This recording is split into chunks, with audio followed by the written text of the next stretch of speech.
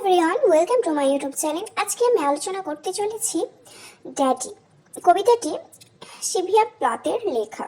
Daddy কবিতাটি American কবি Sylvia প্লাথের সবচেয়ে পরিচিত ও বিতর্কিত কবিতাগুলির মধ্যে একটি।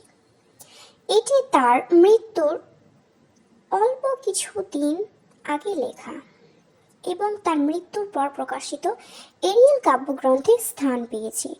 এটি কনফেশনাল পোয়েট্রি, স্বীকৃতিমূলক কবিতা এর উদাহরণ, যেখানে কবি তার ব্যক্তিগত আবেগ, ট্রমা এবং জীবনের জটিল বিষয়গুলি সরাসরি তুলে ধরেছেন।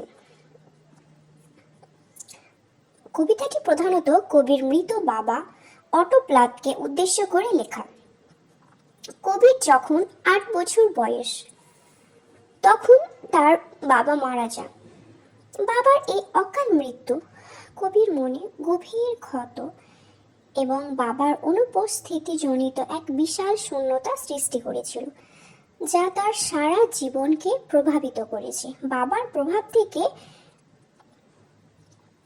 মুক্তি পাওয়ার জন্য কবি দীর্ঘ 30 বছর ধরে বাবার স্মৃতির এক নিপীড়ক শক্তি থেকে মুক্তি পাওয়ার জন্য লড়াই করেছেন। কবিতাটি কবির অভ্যন্তরীণ সংগ্রাম, ট্রমা এবং বাবার স্মৃতি প্রতীকীভাবে হত্যা করে মুক্তি পাওয়ার আকাঙ্ক্ষা প্রকাশ করে। কবিতাটিতে বেশ কিছু শক্তিশালী এবং প্রায়শই হিংস্র চিত্রকল্প ব্যবহার করা হয়েছে, যা কবির তীব্র আবেগকে প্রকাশ করে। প্লাথ তার বাবাকে এক নাৎসি বা ফ্যাসিবাদের প্রতীক হিসাবে দেখিয়েছেন এবং নিজেকে ইহুদি বা নিপীড়তের ভূমিকায় রেখেছেন। এর মাধ্যমে তিনি তার বাবার কর্তৃত্বপরায়ণতা এবং তার ফলে তার নিজের ওপর আসা মানসিক যন্ত্রণা ও নিপীড়নকে তুলে ধরেছেন। বাবা ছিলেন জার্মান বংশোদ্ভূত। এই জার্মান নাৎসি উপমা তার বাবার ওপর তার ক্ষোভ ও ভীতিকে প্রকাশ করে। কবিতার শেষে বাবা ও স্বামীকে ভ্যাম্পায়ার হিসাবে চিত্রিত করা হয়েছে, যারা কবির জীবন শক্তি, আনন্দ এবং আত্মপরিচয় শুষে নিয়েছে। কবির মতে তিনি এই ভ্যাম্পায়ারকে হত্যা করে এবং তাদের প্রভাব থেকে মুক্ত হয়ে তবেই শান্তি পেতে পারেন। কবি নিজেকে 30 বছর ধরে একটি কালো জুতোর মধ্যে আটকে থাকা পায়ের সাথে তুলনা করেছেন। এটি মুক্তিহীনতা, দম বন্ধ অবস্থা এবং অসহায়তার প্রতীক। দৈত্যের মূর্তি। কবি তার বাবাকে একটি বিশাল ধূসর মূর্তি বা এ ব্যাগ ফুল অফ গড, ঈশ্বর ভরা একটি ব্যাগ এর সাথে তুলনা করেন, যা তার উপর এক অপ্রতিরোধ্য ভারী প্রভাব ফেলেছিল।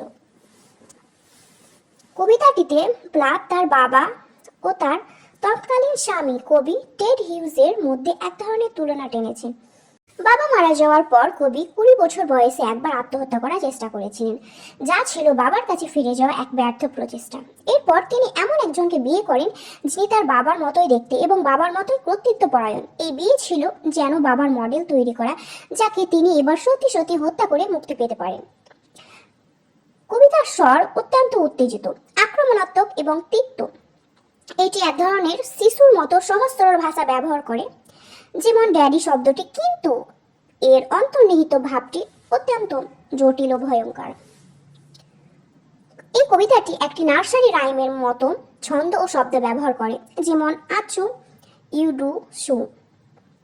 এই সরল ছন্দ ব্যবহার করে তিনি তার গভীর ট্রমা এবং তীব্র আবেগগুলিকে আরো জোরালোভাবে প্রকাশ করেছেন। কবিতার শেষে বক্তা ঘোষণা করেন যে তিনি বাবার প্রভাব থেকে সম্পূর্ণ মুক্ত হয়েছেন এবং পিশাচকে মেরে ফেলা শেষ হয়েছে।